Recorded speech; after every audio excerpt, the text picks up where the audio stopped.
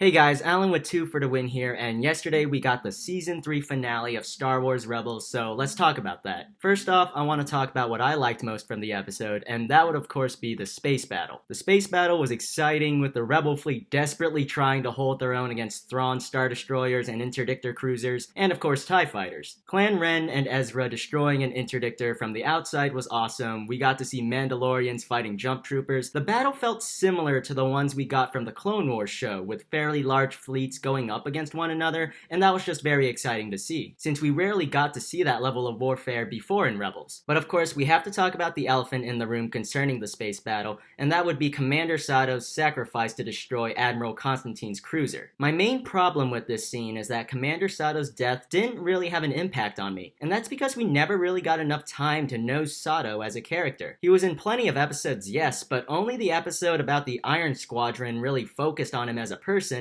and even then there wasn't much screen time devoted to him. Thrawn calls him one of the greatest commanders to come out of the Mycapo system in the finale, but we don't really get to see him prove that. I don't really remember any scenes from previous episodes or the Season 3 finale that would give credence to Thrawn's opinion about Sato. The closest thing I could think of is when he puts the Rebel fleet into a formation, but that doesn't necessarily show that he's a great commander. As a character, in my opinion, Sato felt underdeveloped, and therefore the impact of his death and sacrifice was lacking. While we're also on the subject of deaths that felt lacking, and this is more of a nitpick here, but I would have preferred it if Admiral Constantine was killed by Thrawn instead of by Sato's sacrifice. I think a scene where Constantine is rescued by the Imperials after his ship is destroyed only to be shot by either Thrawn or one of the Death Troopers would have been a more satisfying way to kill off the character. But enough about the space battle, let's talk about the ground assault. And while it was awesome to watch the Rebels survive against the orbital bombardment and Thrawn's ground assault, I would have loved to see more scenes of the Imperials storming Chopper Base and getting into firefights with Rebels, and the Rebels having to fall back and regroup deeper into the base. I just think that would have added a lot more tension to the fight, as we see Rebels really struggle to survive and escape Atollon. But nonetheless, the ground assault was fun to watch, with standout scenes such as Kanan slicing the legs off an AT-AT,